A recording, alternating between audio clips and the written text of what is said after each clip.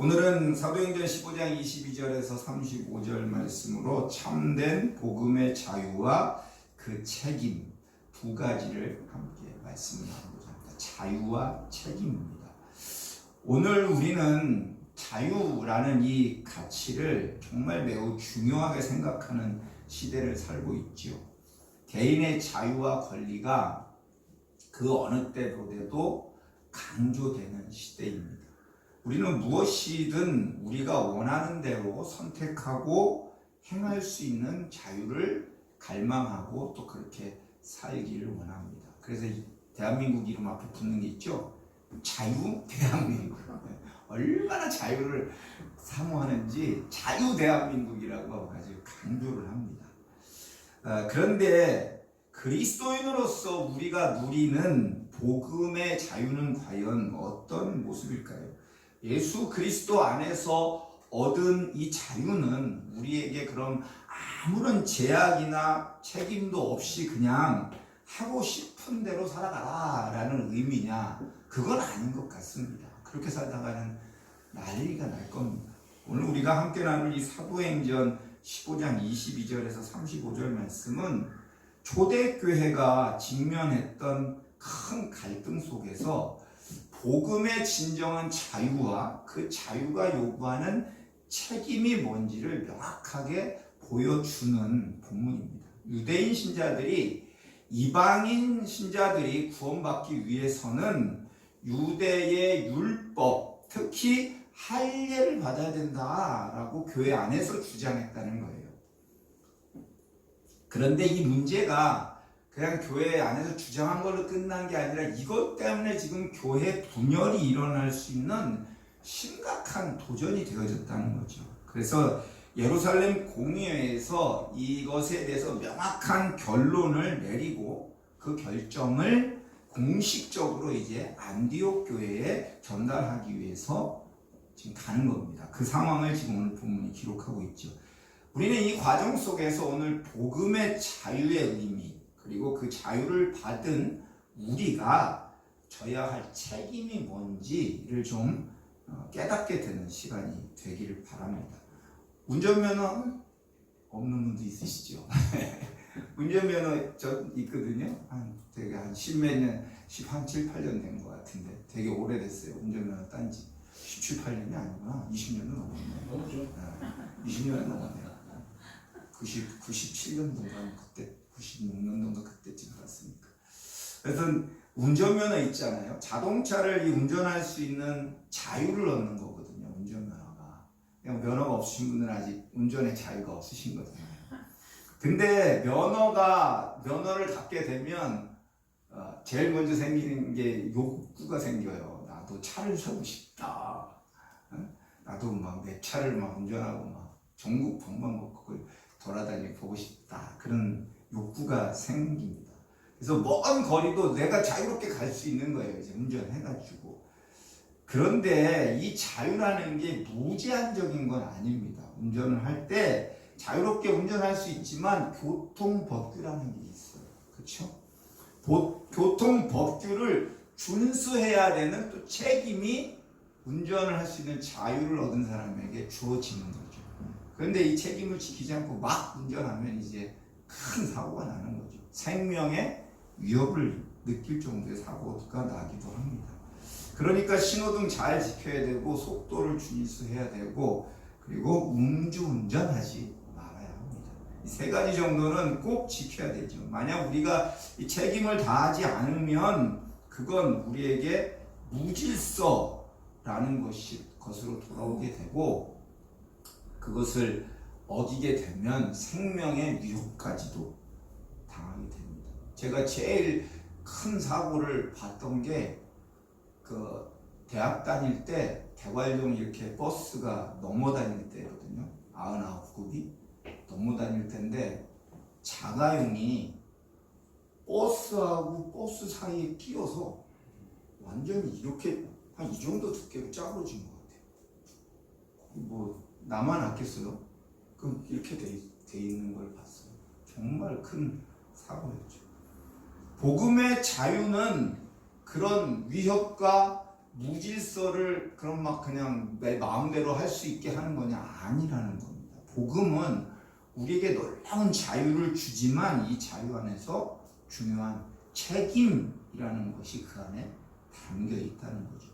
예루살렘 공회는 사도와 장로와 온 교회가 만장일치로 내린 결정을 이제 안디옥 교회에 전해줍니다.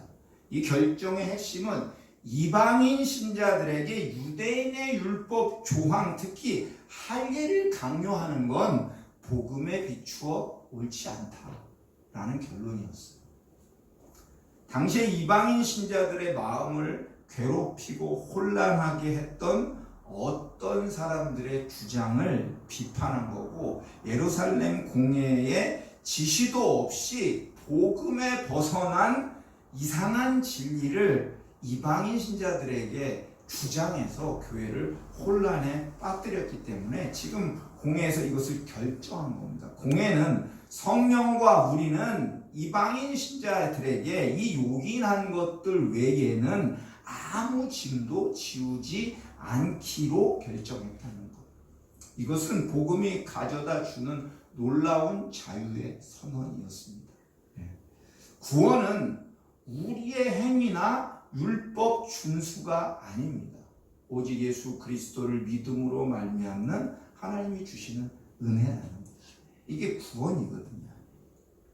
이 결정이 바울과 바나바의 사역을 이제 이방인에 향한 복음 전도 사역을 공식적으로 인정하는 것이었고, 이방인 신자들에게 정말 큰 위로와 기쁨을 주는 것이었습니다. 그래서 안디옥 교회 이방인 신자들이 오늘 이 공회의 편지를 읽고 그들의 그 위로한 말로 인해서 너무 기뻐했다라고 오늘 말씀에 기록이 되어지죠. 그들이 율법의 멍에에서 벗어나서 온전한 자유를 누리게 된 것입니다. 유대인이 아닌 이방인이 율법을 지키면 그게 유대인입니까? 이방인입니까? 도대체 뭡니까? 겉모습은 이방인인데 율법을 지킨다고 유대인이 되는 건가요? 그건 아니었다는 거죠. 사랑하는 성도 여러분, 우리는 이미 이 복음의 자유를 누리고 있습니다. 우리는 유대인이에요? 아니, 이방인이에요. 우리 다 이방인이에요. 그런데 이 복음의 자유를 우리 이미 누리고 있는 거죠.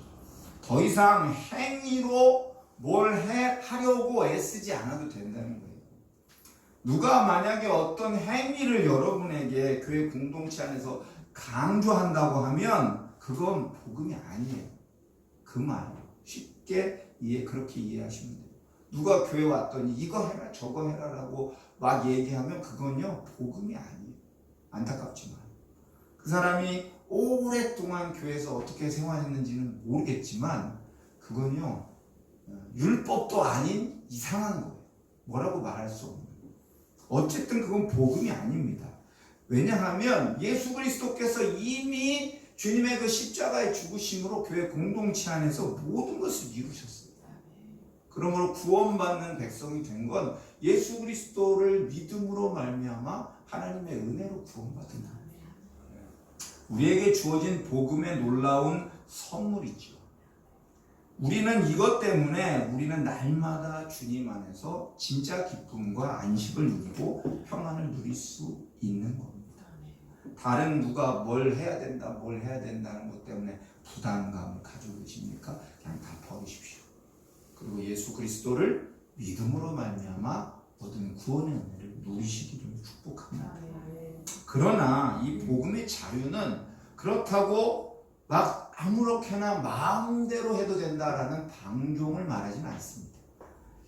공의회는 이방인 신자들에게 율법의 짐을 지우지 않기로 결정을 하면서도 동시에 오늘 본문에 보면 4가지 정말 요긴한 것들을 이야기합니다. 첫 번째는 우상 제물이에요. 그리고 두 번째는 피, 세 번째는 목매여 죽인 것, 그리고 네 번째는 음행을 멀리하라. 이 4가지에 대해서 이야기를 합니다. 왜 복음으로 자유롭게 된 이방인들에게 왜 이런 제한이 필요했을까? 이걸로 구원을 얻는 게 아니에요. 이게 구원의 조건은 아니에요. 그런데 그리스도인이 되었으니까 이제 윤리적으로 순결을 지키고 당시에 유대인으로서 그리스도인이 된 그 믿음의 형제 자매들 안에서 함께 교회 공동체로 함께 조화를 이루는 배려였다는 거죠. 이해가 되시죠? 우상의 제물이라는 건 이교적인 문화의 단절을 의미하는 겁니다. 그러니까 우상 제물을 취하는 게 아니죠. 두 번째, 피와 목매어 죽인 것은 유대인들이 오랜 종교적인 금기, 그것을 함께 존중해 주는 거예요.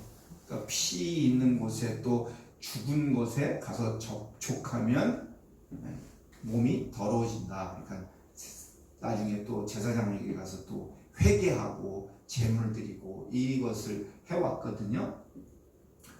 그리고 마지막 네 번째는 음행입니다. 이방 문화 속에서 성적인 타락이 만연했기 때문에 이제 구별된 그리스도인이 되어졌다면 그런 삶의 태도는 버려야 한다라는 거죠. 그래서 이 네 가지 이것은 복음의 자유를 얻은 그 자유 안에서 사랑으로, 하나님의 사랑으로 서로에게 책임감 있는 삶을 살아라. 그리스도인으로 책임감 있는 삶을 살아라 라고 요구하는 것이었습니다. 이해가 되시죠?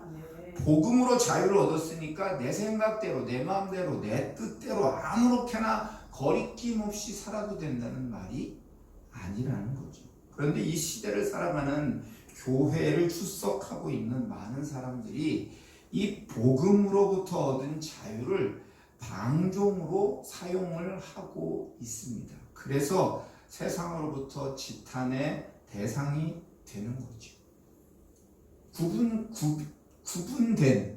구별된 그리스도인의 삶이 안 보이는 거예요.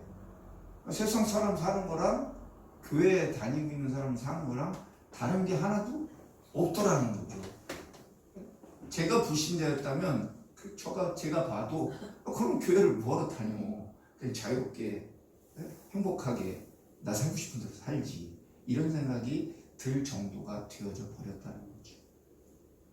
결국은 복음으로 얻은 자유를 그리스도 예수 안에서 책임감 있게 사람을 실천해내며 살아가는 그 모습을 우리가 보여주어야 한다라는 것이죠.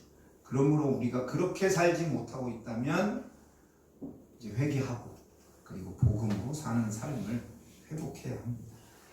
32절에 보면 유다와 실라를 안디옥 교회 형제들에게 보내면서 권면하고 그들의 믿음을 굳게 하라고 하지요. 단순히 편지 전달을 한 것이 아니라 이들이 함께 가서 믿음의 형제들에게 말씀 안에 믿음을 강화하고 복음의 자유를 바르게 이해하도록 돕고 했던 책임 있는 영적 지도자들이 유다와 실라였다는 겁니다.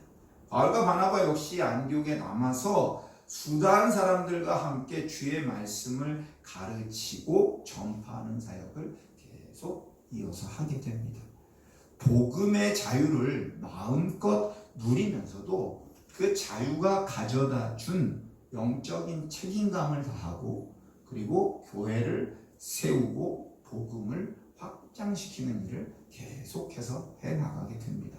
사랑하는 성도 여러분, 복음의 자유를 받은 우리는 이 시대 속에서 그런 그 자유를 어떻게 누리고 어떻게 책임져서 감당해야 합니까? 나의 자유를, 공동체적인 책임을 우리는 이렇게 적용해 볼 수 있습니다. 첫 번째는 복음의 본질에서 굳게 서라는 겁니다. 복음이 뭔지 우리 지금 알았잖아요. 그렇죠? 구원이 뭔지 지금 알고 있습니다. 오직 믿음으로 구원받았음을 잊지 말라는 거예요. 다른 어떤 행위, 율법 비슷한, 아니 율법도 아닌 이상한 것들을 가지고 자기 신앙을 얽어매지 마시라는 거예요. 다른 사람들에게 또 불필요한 짐을 지우지 말라는 거죠. 예수 그리스도께서 우리를 이미 자유롭게 하셨고 그 참 자유 안에서 기뻐하고 하나님을 예배하는 것에 집중하시기 바랍니다. 두 번째는 자유를 사랑으로 책임감 가지고 사용할 줄 알아야 한다. 자유는 방종의 도구가 돼서는 안 됩니다. 내 자유인데 뭐 내 마음대로 하면 되지가 아니라는 거죠. 바울 사도는 고린도전서 8장에서 이렇게 말합니다. 지식은 교만하게 하고 사랑은 덕을 세우느니라. 그리스도의 사랑으로 교회 공동체 안에서 행하면 덕이 되어진다는 거예요. 근데 내가 뭔가를 하나 새로 배웠어. 근데 나는 그렇게 살지 않는데 가르쳐주고 싶어. 그래서 막 가르치면 그러면 이 지식은 굉장히 문제가 돼서 교만해. 사람들로 하여금 야, 저 사람 교만하네? 이런 말 듣기 딱 좋은 것이 지식이 되는 거죠. 우리 자유로운 지식으로 인해서 연약한 형제들을 상처받게 하거나 실족하지 않도록 조심해야 합니다. 우리에게 허용된 말, 일, 그런 모든 것들이 다른 지체들에게 혹시라도 걸림돌이 된다면 사랑의 그리스도의 사랑으로 자기를 자제하고 책임감 있는 말과 행동을 해야 한다. 예를 들면 오늘 우리가 불타는 금요일에, 그렇죠? 불타는 금요일을 보내는 건 자유예요. 그렇죠? 교회 공동체 안에 들어와 있는 게 아니니까 바깥에서 불타는 금요일 어떻게 보내든 무슨 문제가 되겠어요. 그래서 나가서 술을 마시고 막 즐겁고 행복하게 그 밤을 보내고 이제 주일이 돼서 왔는데 그 술 때문에 큰 어려움을 겪은 지체가 있다면 그 사람 앞에서 교회 공동체 안에서 술을 마시는 행위는 상처받은 그에게 더 큰 어려움을 줄 수 있다. 그렇죠? 그런 얘기를 들었어요. 이제 회사에서 이제 회사에서 직급으로는 과장, 부장, 뭐 상무, 그런데 부장님, 상무님이 교회 집사님이고 장로님이시고 과장은 일반인인데 평신도 일반인이에요. 그래서 밖에서 이제 업무차 뭘 하다가 술을 막 마시게 됐어요. 이제 외부에 있는 바이어나 이런 사람들. 그런데 이제 이 평신도는 너무 부담이 되는 거야. 야, 이거 술을 먹어도 되나? 막 이런 고민을 하고 있는데 상무 장로님이 괜찮아, 나도 교회 장로야 하면서 같이 막 술을 마시고, 과연 그게 그 사람의 사랑의 덕으로 보여졌을까? 야, 참 심각하다라고 받아들여지지 않았을까? 우리 고민해 봐야 한다는 거예요. 교회 공동체 안에서 그런 것들을 조심해야 한다라는 말이죠. 세 번째는 말씀으로 서로를 세워주라는 겁니다. 유다와 실라가 안디옥 교회에 가서 권면하고 그들을 말씀 안에 굳게 서게 했던 것처럼 우리도 교회 공동체 안에서 서로 말씀으로 격려하고 복음의 자유를 바르게 이해할 수 있도록 해주어야 한다. 잘못된 가르침이 교회를 모호하게 만들고 진리 안에서 성장하는 것을 돕지 못하도록 하는 건 우리의 책임입니다. 이번 주간에 지방 목회자 세미나로 여수를 갔다 왔어요. 그런데 여수를 갔다가 올라오는 길에 장로교회 선교사가 그 개척한 시골에 있는 교회를 방문했는데 거기는 이렇게 남자 들어가는 곳과 여자 들어가는 곳 이렇게 해놓은 그런 교회예요. 금산교회라고. 신기하더라고요. 한옥으로 지어져 있는데 이제 지금 요즘 교인들이 드리는 예배들 따로 있고 이제 유적으로 남겨놨어요. 그런데 그때의 그 남자 여자를 따로 나누어 놓은 것에 대해서 이게 뭐 때문에 이렇게 했을까요? 라고 거기 이제 목사님이 질문을 하셨어요, 우리한테. 그런데 대부분의 대답이 그거예요. 유교적인 관습 때문에 남녀 칠세 부동석이어서 그렇게 해놨다. 근데 그게 아니었던 거예요. 우린 다 그렇게 들었거든요. 옛날에 남녀 칠세 부동석 어쩌고 하면서. 그게 아니라 그 당시에 남자와 여자가 함께 할 수 없었고, 심지어는 거기는 여자들 칸은요 이렇게 커튼을 쳐요. 그래서 소리만 들려요. 목사님 소리만. 거기에 여자들이 있었는데 그 당시에 남자 여자가 그 한 방 안에 있는다는 거는 성적으로 문제가 생겼다라는 의미였대요.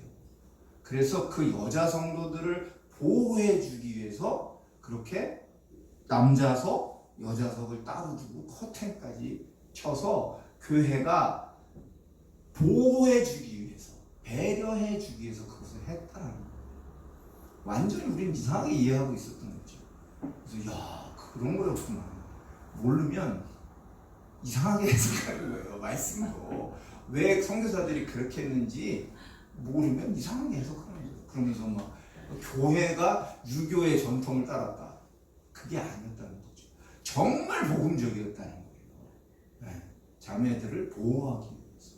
그렇게 하면 이제 문제가 없었다라는 게 알려지는 거죠.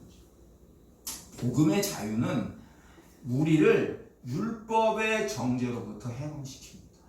네. 그래서 그 당시에 그 여자 성도들이 교회를 자유롭게 출석할 수 있었다는 거예요. 네. 남자가 더 많았답니다. 남자가 70%, 여자가 30%였대요. 그 당시에는. 그렇게, 왜냐하면 선교사가 복음을 전할 때 여자들을 만날 수가 없던 시절이에요. 네. 근데 지금은 여자가 70%, 남자가 25%밖에 안 된대요.